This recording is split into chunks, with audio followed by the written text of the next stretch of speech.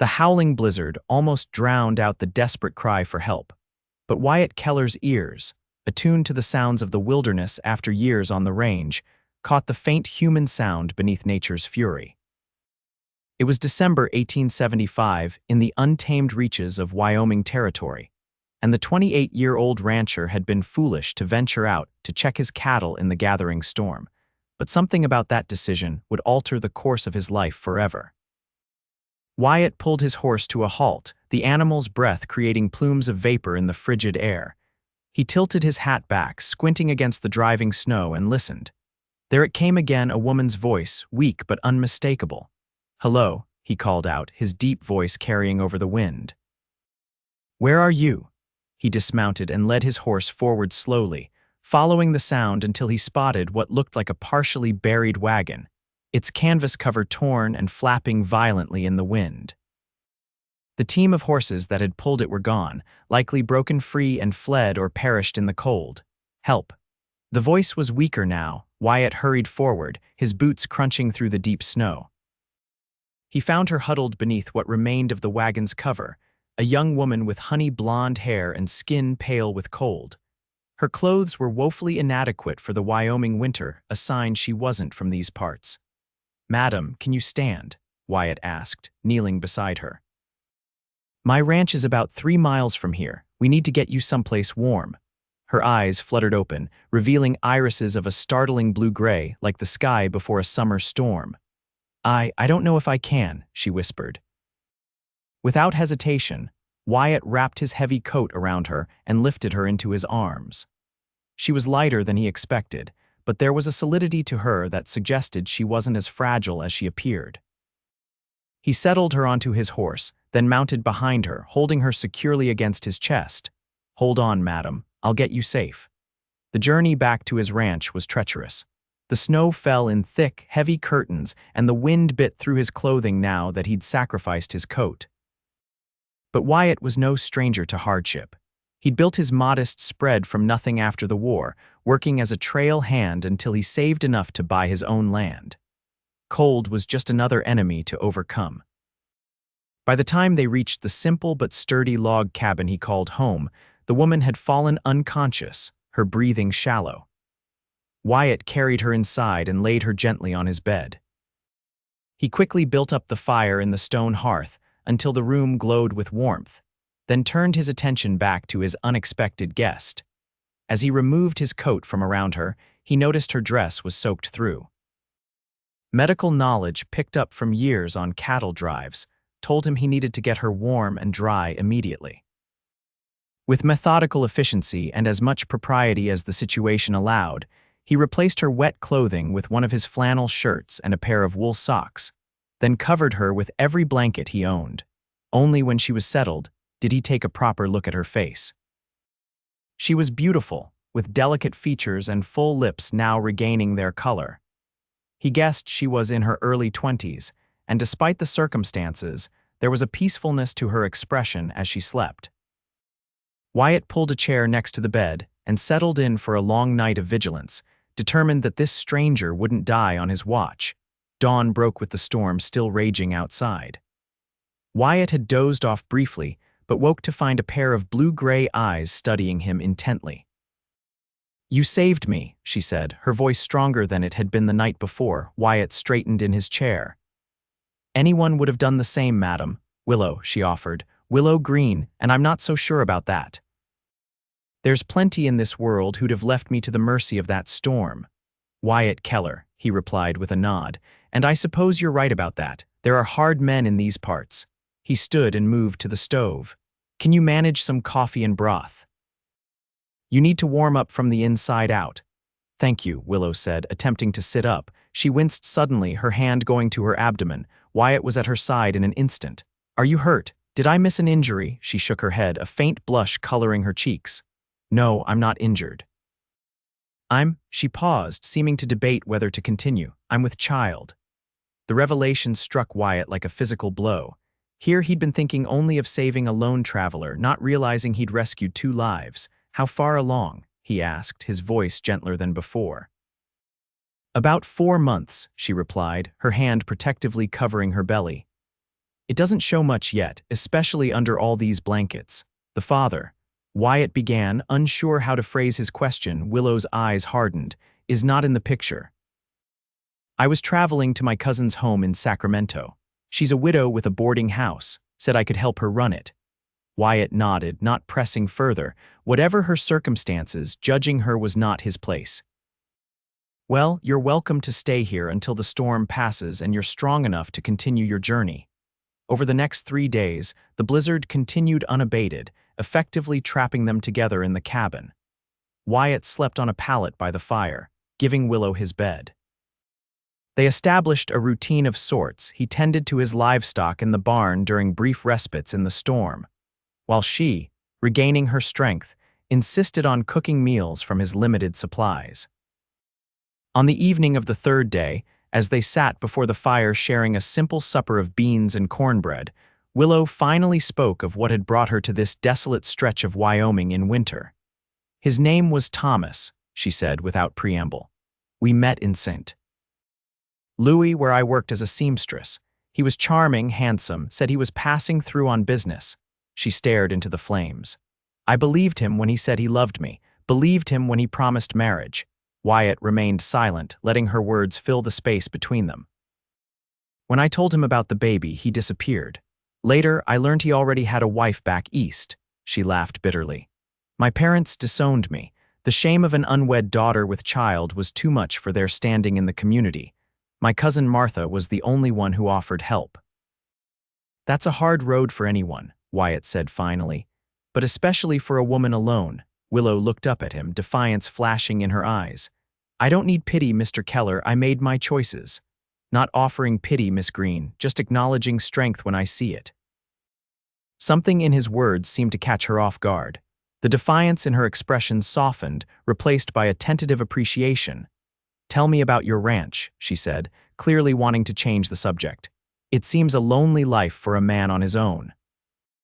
Wyatt leaned back in his chair, considering his answer. It is lonely at times, he admitted.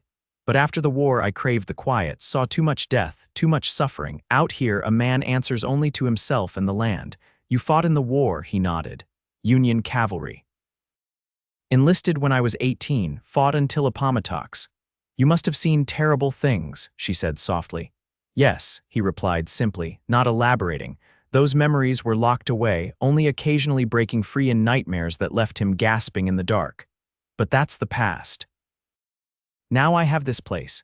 200 acres, 40 head of cattle, a few horses. It's not much compared to some of the big outfits, but it's mine.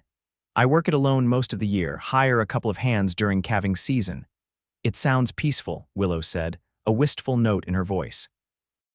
It can be hard work, but rewarding. Wyatt studied her face in the firelight. And what about you? Is a boarding house in Sacramento what you really want? Willow sighed. What I want and what's possible are different things, Mr. Keller. A woman in my position doesn't have the luxury of dreams. The storm finally broke on the 4th day, leaving behind a pristine white landscape under a brilliant blue sky. Wyatt ventured out to assess the damage to his property and check on his livestock. Miraculously, his small herd had weathered the blizzard in the shelter of a canyon, and his losses were minimal. When he returned to the cabin, he found Willow standing on the porch, wrapped in one of his blankets, her face lifted to the sun. It's beautiful, she said as he approached. I've never seen such emptiness, yet it doesn't feel empty at all. That's Wyoming for you, Wyatt replied, removing his gloves, makes a person feel small and significant all at once. Your wagon, Willow said suddenly. Do you think it could be salvaged? My belongings, I'll head out tomorrow to take a look, Wyatt promised. But I have to be honest, Miss Greene, from what I saw, there might not be much left to salvage. Her face fell. I understand, it's just, everything I had was in that wagon. Clothes for the baby, the little money I had saved. We'll figure something out, Wyatt assured her, surprised by his own determination to help this woman he barely knew. The next day, Wyatt rode out to the site of the overturned wagon. As he'd feared, it was beyond repair, the wooden frame splintered by the force of the storm. He managed to recover a small trunk containing some of Willow's clothing and personal items, including a worn Bible and a silver hairbrush. He was returning these to his saddlebag when he noticed a leather wallet half buried in the snow. Curious, he picked it up and opened it.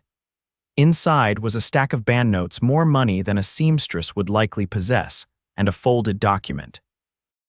Unfolding it, Wyatt found himself looking at a wanted poster. The face sketched on it was unmistakably Willow's, though she was identified as Winifred Gladstone. The charge, theft of $5,000 from the First Bank of St. Louis. Wyatt stared at the poster, his mind racing. The woman he'd rescued, the mother-to-be he'd been caring for, was apparently a fugitive. He should turn her in, or at the very least, confront her with what he'd found. Yet something held him back, perhaps the memory of her vulnerable honesty by the fireside, or the protective way she cradled her unborn child. With a decision that would alter both their futures, Wyatt tucked the wanted poster into his shirt and buried the wallet in the snow. Whatever Willow Greene or Winifred Gladstone had done, he would give her the chance to explain before passing judgment. When Wyatt returned to the cabin, he found Willow had prepared a hearty stew from his meager pantry supplies. She brightened at the sight of her recovered trunk but seemed to sense his changed demeanor. "Is something wrong?" she asked as they sat down to eat. Wyatt considered his words carefully. "Miss Greene, or should I say Miss Gladstone," the color drained from Willow's face. Her spoon clattered against her bowl. "How did you found a wanted poster at the wagon site?" Wyatt said evenly. "Says you stole $5,000 from a bank in St. Louis." Willow's hands trembled as she placed them flat on the table. "Are you going to turn me in?" "That depends on what you have to say for yourself." For a long moment she was silent, her eyes downcast. When she finally spoke, her voice was steady despite her obvious fear. "Thomas wasn't just any businessman. He was Henry Williams, the bank president's son. When I told him about the baby, he offered me money, hush money, to go away quietly. Said his father would disown him if he married a nobody like me." She looked up, meeting Wyatt's gaze directly. "I refused. I wanted him to acknowledge his child, not pay me off like some prostitute." "So you stole from the bank instead?" Wyatt asked, his voice neutral. "No," Willow exclaimed. "Henry set me up. After I refused his money, he told me to meet him at the bank after hours, said he wanted to talk to make things right. When I arrived, he had a small bag ready. Told me it contained enough to start a new life for me and the baby. I was naive enough to believe him." She took a shuddering breath before continuing. "The next morning, the bank reported a theft, $5,000 missing, and somehow, all evidence pointed to me. My room was searched, and some of the money was found hidden in my mattress. Money I never put there. It was Henry's word against mine, and who would believe a fallen woman over the bank president's son? So you ran," Wyatt concluded. "I ran," she confirmed. "With only what I could carry and the small amount of money I actually had saved. I changed my name, bought the wagon, and headed west. I truly am going to my cousin's in Sacramento. That wasn't a lie." Wyatt studied her face, looking for any sign of deception. He'd become a good judge of character over the years, a necessary skill in the territories where a man's word was often all he had. "I believe you," he said finally. Relief flooded Willow's expression. "You do? I've met men like Henry Williams. Men who think their wealth and position put them above decency. Men who use others and discard them when convenient." Wyatt's voice hardened with old anger. "I fought a war against that kind of thinking, though most would say it was about something else entirely. What will you do now?" Willow asked, uncertainty still evident in her voice. "Nothing," Wyatt replied simply. "Your past is your business. As far as I'm concerned, you're Willow Greene, a woman caught in a blizzard whom I was fortunate enough to find in time." Gratitude shone in Willow's eyes, along with something deeper that Wyatt wasn't ready to name. "Thank you," she whispered. The next 2 weeks brought a temporary thaw, creating treacherous mud rather than impassable snow. Still, travel remained inadvisable, especially for a woman in Willow's condition. She continued to stay at Wyatt's cabin, and gradually, a comfortable routine developed between them. Wyatt found himself enjoying her company more than he cared to admit. She was quick-witted and resourceful, turning his bachelor quarters into something that felt surprisingly like a home. She mended his clothes, organized his supplies, and even discovered a long-forgotten packet of flower seeds, which she promised to plant come spring. "You talk as if you'll still be here then," Wyatt remarked one evening as they sat on the porch watching the sunset paint the distant mountains gold and crimson, Willow's hands stilled in her lap. "I suppose I do," she said softly. "Presumptuous of me." "Not presumptuous," Wyatt corrected. "Just unexpected." They fell silent, the weight of unspoken possibilities hanging between them. Finally, Willow spoke again. "The baby will come in May. I had hoped to be settled in Sacramento well before then, but now." She shook her head. "The mountain passes will be treacherous until late spring. By then, I'll be too far along to travel safely." "You're welcome to stay," Wyatt said, surprising himself with how much he meant it. "At least until after the baby comes and you're both strong enough for the journey." Willow turned to look at him, her expression unreadable in the gathering dusk. "Why would you do that for me? You've already done more than most would." Wyatt considered his answer carefully. "Perhaps I'm tired of being alone," he said finally, "or perhaps I just believe everyone deserves a second chance." As January gave way to February, Wyatt's small ranch saw more changes than it had in the 5 years since he'd claimed it. Willow's presence seemed to breathe new life into the place. She hung curtains in the windows, fashioned from an old tablecloth she found in a trunk. She rearranged the furniture to create a small sitting area near the fireplace. She even convinced Wyatt to bring home a stray cat he found in the barn, arguing that it would keep mice away from their food stores. Somehow, without either of them acknowledging it, Willow's temporary stay had begun to feel permanent. It was during a trip to the nearest town, Clearwater, that Wyatt first realized how much his feelings for Willow had deepened. They needed supplies, and though he was reluctant to expose her to potential recognition, they agreed she couldn't remain isolated at the ranch indefinitely. "Just stay close to me," Wyatt said as they approached the small settlement, "and keep your bonnet low." Clearwater was hardly more than a wide spot in the road a general store, a saloon, a blacksmith, and a handful of houses clustered around a dusty main street. Still, after weeks of seeing only Wyatt, the prospect of other human interaction both excited and terrified Willow. They tied their horses outside the general store, and Wyatt helped Willow down, his hands lingering at her waist a moment longer than necessary. Her pregnancy was more visible now, her belly a gentle swell beneath her dress.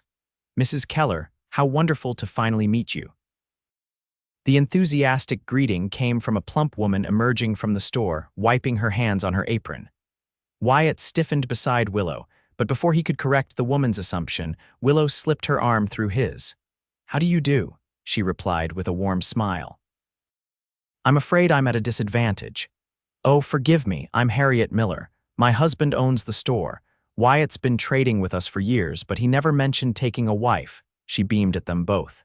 "And expecting, too. No wonder we haven't seen him in town these past weeks." Wyatt opened his mouth, clearly intending to set the record straight, but Willow squeezed his arm in warning. "Yes, well, we've been quite busy at the ranch," he said instead, his voice strained. "I imagine so," Mrs. Miller laughed. Come in, come in. We just got a shipment of calico that would make lovely baby things." As they followed Mrs. Miller into the store, Wyatt leaned close to Willow's ear. "What are you doing?" he whispered. "Being practical," she whispered back. A married woman draws less attention than an unwed mother to be traveling with a man who's not her husband. Wyatt couldn't argue with her logic, but the ease with which she'd slipped into the role of his wife unsettled him, not because it was unpleasant, quite the opposite. The idea of Willow as his wife felt surprisingly right, and that realization shook him to his core.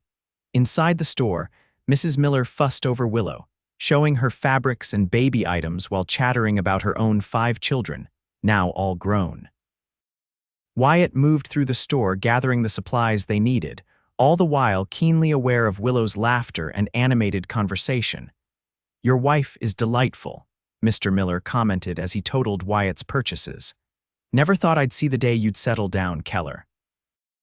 "Not after what happened with the Montgomery girl." Wyatt's jaw tightened. "That was a long time ago, Miller." Sure, the shopkeeper agreed hastily. "Just saying it's good to see you happy." Later, as they rode home with their supplies, Willow broached the subject Wyatt had been avoiding. Who was the Montgomery girl? Wyatt's hands tightened on the reins. No one important. Seemed important from the way Mr. Miller mentioned her. Willow pressed gently. Wyatt sighed, knowing Willow's persistence would eventually win out. Rebecca Montgomery. Daughter of a cattle baron over in Johnson County. We were engaged briefly before the war. What happened? I enlisted. Her father didn't approve, thought I should stay and work for him instead. When I came back after Appomattox, she was married to a banker in Cheyenne. Wyatt's tone made it clear the subject was closed. Willow was quiet for a moment. I'm sorry, she said finally, for prying and for what happened. It was for the best, Wyatt replied, his voice softening. Rebecca wanted fine things, city life. I was never going to be the man who could give her that. And what kind of man are you, Wyatt Keller? Willow asked, her question seemingly light but carrying deeper meaning. He considered this as they crested a hill, his small ranch coming into view in the valley below. Just a man trying to make something of himself, I suppose, build something that lasts. Willow followed his gaze to the cabin and surrounding land. I think you're doing a fine job of it, she said softly. As February turned to March, the Wyoming landscape began to show tentative signs of spring. Patches of snow melted to reveal tender green shoots, and birds returned to nest in the eaves of the barn. Willow's pregnancy progressed, her belly now a prominent curve that she cradled protectively as she moved about the cabin. Wyatt found himself increasingly drawn to her, not just physically, though he couldn't deny his attraction, but to her spirit, her resilience, her humor, her unflagging optimism in the face of circumstances that would have broken many. Often, he caught himself watching her as she hummed while preparing meals or reading by the fire, her face illuminated by the dancing flames. One evening, as a spring rainstorm lashed against the windows, Willow gasped suddenly and placed a hand on her stomach. Wyatt was at her side instantly. What is it? Are you in pain? A slow smile spread across Willow's face. No, not pain. Here, she said, taking his hand and placing it on her rounded belly. Wait. For a moment, there was nothing. Then Wyatt felt a distinct movement beneath his palm, like a butterfly's wing but stronger. His eyes widened in wonder. That's the baby, Willow nodded, her eyes bright with unshed tears. He or she has been quite active lately. This is the strongest I've felt, though. Wyatt remained still, his hand on Willow's belly, feeling the miraculous evidence of new life. Something profound shifted within him in that moment, a protective instinct so powerful it nearly took his breath away. Willow, he began, his voice rough with emotion. I've been thinking. She looked up at him, her expression open and vulnerable. Yes, when the baby comes, if you wanted. You could stay, here I mean with me. The words tumbled out awkwardly, not as my guest but as, well, as Mrs. Miller already believes. Willow's lips parted in surprise. Wyatt, are you asking me to marry you? He ran a hand through his hair, suddenly unsure of himself. I'm making a mess of it, but yes, I care for you, Willow, more than I expected to, and the baby isn't yours, she interrupted gently. I know that, Wyatt said firmly, but I'd like it to be. I'd like to be a father to your child, give him or her my name. And I'd like you to be my wife, if you think you could care for me too. Willow was silent for so long that Wyatt began to regret his impulsive proposal. Then she reached up and touched his face, her fingers trembling slightly. I do care for you, she whispered. But I need to be sure you're asking for the right reasons, not out of pity or obligation. Pity, Wyatt shook his head. Willow, you're the strongest woman I've ever known, and obligation. The only obligation I feel is to my own heart, which has somehow become tangled up with yours. She smiled at that, a smile so radiant it transformed her face. Then yes, Wyatt Keller, I will marry you. They were married 2 weeks later in Clearwater's small church, with the Millers as witnesses. Willow wore a simple blue dress that Mrs. Miller helped alter to accommodate her growing belly, and Wyatt wore the only suit he owned, purchased years ago for Rebecca Montgomery's parties, and now somewhat tight across the shoulders. The ceremony was brief but meaningful, both of them acutely aware of the unconventional circumstances that had brought them together. When the preacher pronounced them man and wife, Wyatt kissed Willow with a tenderness that belied the passion he felt, mindful of their audience and her delicate condition. Mrs. Keller, he murmured against her lips. Mr. Keller, she replied, her eyes sparkling with happiness. The Millers hosted a small reception at their home, where the few residents of Clearwater came to congratulate the newlyweds. If anyone thought it strange that Wyatt Keller had suddenly appeared with a pregnant wife no one had met before, they kept their speculations to themselves. As they rode home that evening, husband and wife now in truth as well as appearance, Willow leaned against Wyatt's chest, his arms around her as he held the reins. "Are you happy?" he asked, pressing a kiss to the top of her head. "Happier than I ever thought I could be again," she replied honestly. "Are you having regrets?" "Not a single one," Wyatt assured her.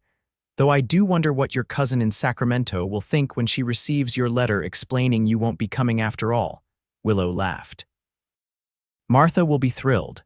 She's been writing for years that I should find a good man and settle down. She'll consider this a personal victory." As April arrived, bringing with it longer days and warmer temperatures, Wyatt worked tirelessly to prepare for the baby's arrival. He built a cradle from pine boards, sanding each piece until it was smooth as silk. He rode to Clearwater for supplies: soft flannel for diapers, a tiny knitted cap Mrs. Miller insisted on giving them, a special herbal tea the storekeeper's wife swore would ease the discomforts of late pregnancy. Willow, meanwhile, transformed the cabin's small second room from Wyatt's storage space into a nursery. She sewed curtains and a patchwork quilt, using scraps of fabric from her own dresses and Wyatt's worn-out shirts. She knitted booties and blankets, her fingers moving swiftly despite her growing fatigue. One afternoon, Wyatt returned from checking the fence line to find Willow sitting on the porch, her face pensive as she stared out at the distant mountains. "Penny for your thoughts, Mrs. Keller," he said, settling beside her on the bench he'd built shortly after their marriage. She smiled at the name, still new enough to bring a blush to her cheeks. "I was just thinking about how strange life is. 6 months ago, I was desperate and alone, convinced my life was ruined. Now here I am, married to a good man, about to have a baby who will grow up loved and secure." She took his hand. "It seems almost too perfect." Wyatt squeezed her fingers gently. "Not perfect, real, and real has its challenges." "Like what?" she asked, curious. "Like the fact that I know next to nothing about babies," Wyatt admitted with a self-deprecating smile. "Or that we'll need to expand the herd if we're going to provide properly for a growing family. Or that someday we'll have to decide what to tell our child about their birth father." Willow's expression sobered. "You've thought about that?" "Of course I have, but we don't need to decide everything today." He brushed a strand of hair from her face. "What matters is that we face whatever comes together." She leaned into his touch. "Together," she agreed. That night, as they lay in bed, Willow placed Wyatt's hand on her belly, a ritual that had become precious to them both. The baby kicked vigorously, causing Wyatt to laugh. "Strong little one," he commented. "Going to be a handful. Just like his father," Willow said sleepily. The words struck Wyatt deeply. He was going to be this child's father not by blood but by choice and commitment. The responsibility was enormous, but so was the joy it brought him. "I love you," he whispered, saying the words aloud for the first time, though he'd felt them for weeks. Willow's eyes opened, suddenly alert. "Say that again." "I love you," Wyatt repeated, more confidently this time. "I think I have since I found you in that blizzard." Tears welled in Willow's eyes. "I love you too," she whispered back. "So much it frightens me sometimes." Wyatt gathered her as close as her belly would allow. "Nothing to be frightened of," he murmured against her hair. "I'm not going anywhere." May arrived with an explosion of wildflowers across the Wyoming plains. The ranch was busy with spring calving, and Wyatt hired 2 local boys to help, aware that Willow's time was approaching, and he would need to be available when the baby came. Dr. Simmons, Clearwater's elderly physician, had agreed to attend the birth, though he warned them that spring brought its own medical emergencies and he might be called elsewhere. As a precaution, Mrs. Miller had been teaching Willow what to expect and how to manage if the doctor couldn't arrive in time. On the 15th of May, a day of particular beauty with clear skies and gentle breezes, Willow was hanging laundry on the line when she felt the first contraction. It wasn't particularly painful, more a tightening that reminded her of the practice contractions she'd been experiencing for weeks. She continued her task, but when another came just 10 minutes later, she knew it was time. Wyatt was in the corral breaking a young horse when he saw Willow walking slowly toward him, one hand supporting her back, the other cradling her belly. He immediately handed the lead rope to one of the hired boys and vaulted over the fence. "Is it time?" he asked, his heart suddenly racing. Willow nodded, her face a mixture of excitement and apprehension. "I think so. The pains are still far apart, but they're getting stronger." Wyatt wasted no time. He sent one of the boys to fetch Dr. Simmons and the other to inform Mrs. Miller. Then he carefully led Willow back to the cabin, supporting her when contractions made her pause. "Are you afraid?" he asked as he helped her change into a loose nightgown. "A little," she admitted, "but women have been doing this since the beginning of time. I'll be fine." She squeezed his hand reassuringly. Mrs. Miller arrived before the doctor, bustling into the cabin with a basket of supplies and an air of capable authority that immediately put both Wyatt and Willow at ease. "First babies often take their time," she informed them cheerfully as she set water to boil and arranged clean linens. "We could be in for a long wait." She was right. As afternoon turned to evening and then to night, Willow's labor progressed slowly. Dr. Simmons arrived around sunset, confirmed that everything was proceeding normally, then settled into Wyatt's chair with his pipe, occasionally checking on Willow's progress. Wyatt refused to leave Willow's side, wiping her brow with cool cloths, holding her hands through contractions, and murmuring encouragement.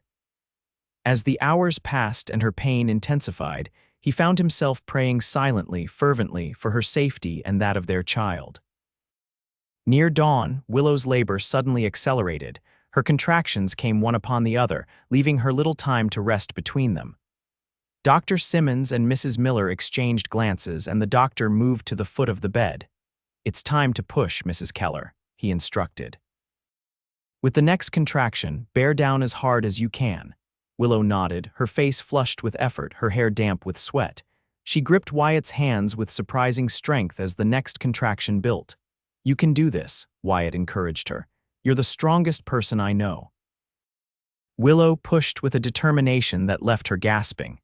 Again and again she bore down, following the doctor's instructions, her body working to bring new life into the world. "I can see the head," Dr. Simmons announced. "One more good push, Mrs. Keller."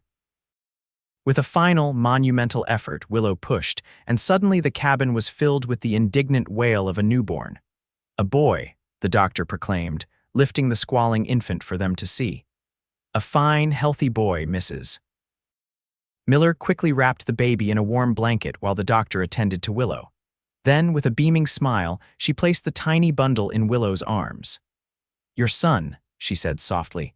Willow gazed down at the red-faced infant, her expression one of wonder and overwhelming love. "Hello, little one," she whispered. "We've been waiting for you." Wyatt leaned close, his throat tight with emotion as he looked at his son, for that was how he thought of him, regardless of blood. The baby had a shock of dark hair, and when he briefly opened his eyes, they were the same blue-gray as his mother's. "He's perfect," Wyatt managed, his voice rough. "Would you like to hold him?" Willow asked, her smile radiant despite her exhaustion. With careful hands, Wyatt took the swaddled infant, cradling him against his chest. The baby quieted, seeming to study Wyatt's face with solemn intensity. "What shall we name him?" Wyatt asked, unable to tear his gaze away from his son. Willow had been considering names for months, but had waited for this moment to decide. "Zachary," she said. "Zachary Wyatt Keller." "Zachary," Wyatt repeated, testing the name. "I like it," as Mrs. Miller and the doctor discreetly cleaned up and prepared to leave, promising to return later to check on mother and child. Wyatt sat on the edge of the bed, still holding Zachary. Willow rested against the pillows, tired but glowing with happiness. "Thank you," Wyatt said, his voice low with emotion. "For what?" Willow asked. "For him. For trusting me, for making me a father." He looked at her, his love evident in every line of his face. "For everything."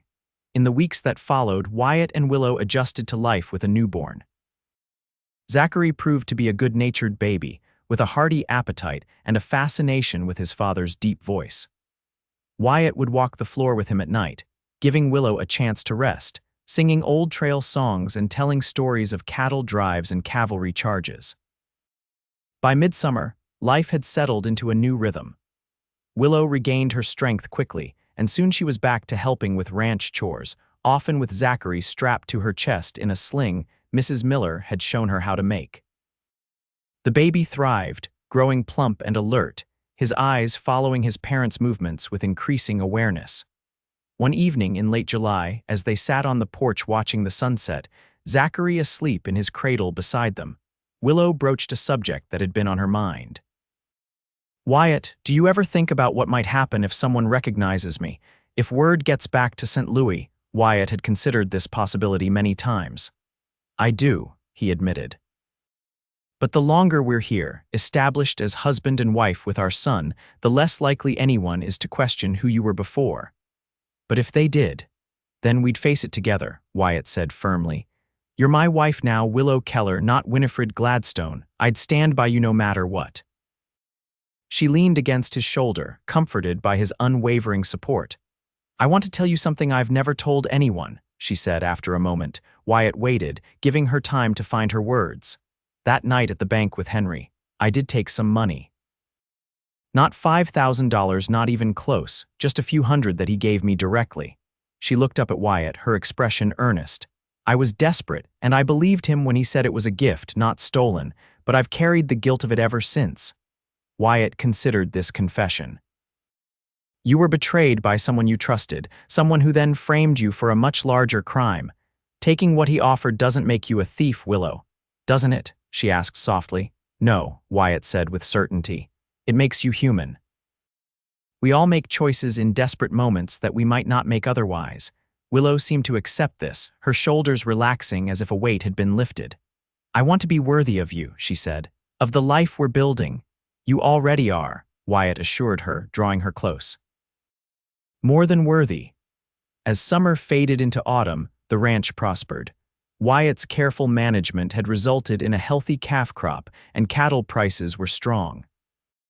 For the first time, he hired a permanent hand, a steady, middle-aged cowboy named Frank, who had worked the big outfits, but was looking for something more settled as he aged. With the additional help, Wyatt was able to spend more time on improvements to the ranch house. He added a proper bedroom for Zachary, who at 4 months was outgrowing his cradle. He built a covered porch across the back of the cabin where Willow could sit and shell peas or mend clothing while watching him work. He even started construction on a small schoolroom, though it would be years before Zachary would need it. Planning ahead, Willow teased as she brought him a glass of water one afternoon while he worked on the new addition. "Always," Wyatt replied with a smile. "Besides, this room might be needed for more than just Zachary someday." Willow blushed at the implication. They had resumed marital relations after Zachary's birth, and the possibility of more children was something they both welcomed. "I'd like that," she said softly. "A brother or sister for Zach." As if on cue, Zachary gurgled from his blanket spread beneath a nearby tree where he was practicing rolling over, a skill he'd recently mastered and seemed inordinately proud of. "He's growing so fast," Wyatt observed, setting down his hammer to join Willow in watching their son. "Hard to believe he was ever that tiny bundle you placed in my arms." "He adores you," Willow said, her heart full as she watched Zachary's face light up at the sound of Wyatt's voice. "As do I." Wyatt pulled her close, kissing her with a tenderness that still had the power to make her knees weak. "The feeling is entirely mutual, Mrs. Keller." Winter came again, but this time the Keller household was prepared. The larder was full, the woodpile stacked high, and the cabin snug against the cold.